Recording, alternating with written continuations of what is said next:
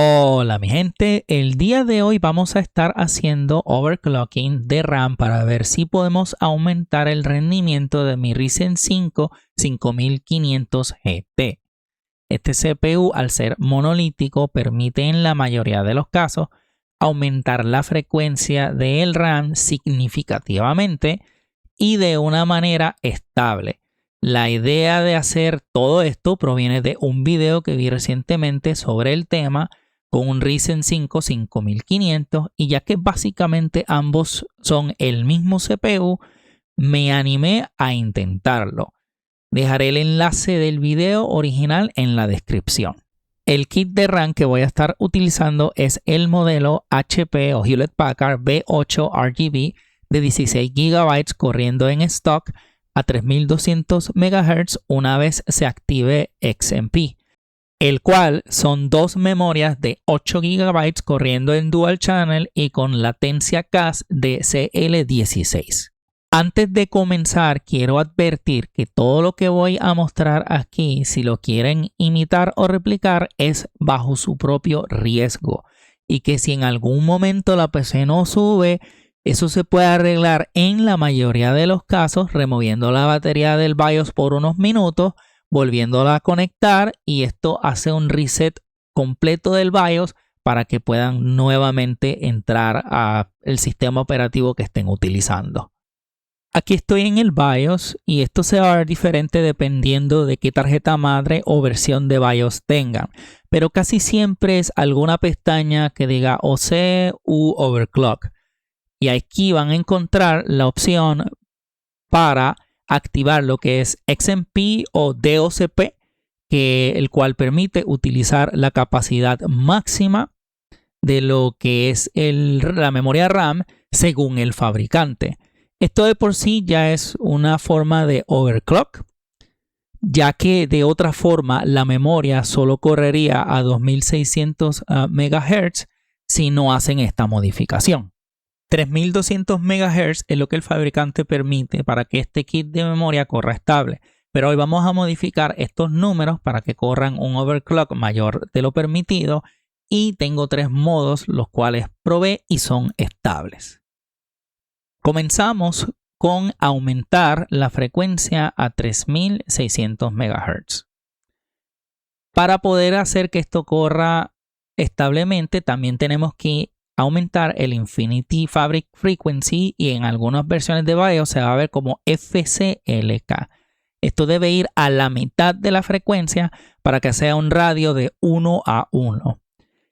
Este kit de RAM yo necesito aumentar el voltaje de su estado original que es 1.35 a 1.4 voltios. Y esto es el DRAM voltage en específico. Este número lo vamos a mantener igual en lo que es todos los ejemplos porque me corre estable en todos los ejemplos con este número.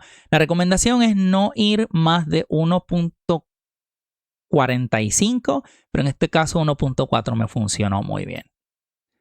Y con esto hay que también aumentar lo que se llama la latencia CAS o el CAS latency para la estabilidad, ya que estos números son para 3200. Si estuviéramos aumentando lo que es el CAS latency como tal a 18, todos los demás números, los próximos tres números que están aquí serían a 22 y el último sería a 42.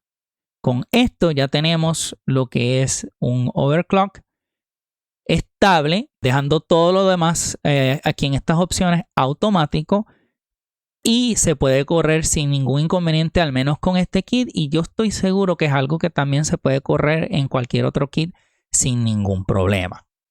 Con estos 3600, otra cosa que podemos hacer para sacarle un poquito más de jugo a la memoria RAM es básicamente modificar los números de estas dos opciones aquí. TRRDS, que es short, y TDRRDL, que es long. Básicamente esto lo que hace, estos dos compuestos aquí, determinan la rapidez con la que el controlador de memoria puede emitir dos comandos de activación consecutiva. Pues básicamente hace que la memoria vaya más rápido. Y el otro número que podemos aumentar es el TFAO o modificar en este caso, lo cual nos ayuda con las velocidades de lectura y escritura para que tengan menor latencia. Como tal, cada vez que haces clic en cada uno te da unos parámetros, el cual hay un mínimo y un máximo. Pero el que encontré que funciona muy bien con este kit es básicamente aquí dejarlo en número 4. El próximo se aumenta a 2 más, que sería 6. Y TFAO, o el último, debe ser multiplicado por 4 del primero. Entonces, en este caso serían 16. Si por algún motivo, cuando están haciendo las pruebas de estabilidad, este sale no estable, lo que pueden hacer es aumentarle de 2 en 2. Aquí sería 6, aquí sería 8. Y 6 por 4, 24. Y sucesivamente hasta que lleguen a los límites. Si ven que sigue fallando las pruebas de memoria, lo cual voy a mostrar antes de comenzar las pruebas, entonces lo que restaría sería no hacer ninguna modificación y dejarlo en automático, que fue lo que me tocó hacer cuando lo puse la frecuencia en 4000 MHz. Con la frecuencia de 4000 MHz simplemente no hay ninguna combinación que me corra estable. Tuve que dejarlo todo en automático y así sí me corrió estable. El programa que utilicé para probar las configuraciones del RAM para ver si estaban estables se llama TestMem5. Aquí está el enlace del GitHub donde está la aplicación. Y les advierto que se va a ver un poquito blanca la pantalla, así que están advertidos. Que hay 2 ejemplos. Estoy utilizando de configuración el que se llama Absolute ANTA 777. Este es el que básicamente es recomendado. Como pueden ver, lo que estamos buscando es que cuando se complete la prueba sea verde y que no haya ningún error, como aquí como me sucedió con una de las configuraciones.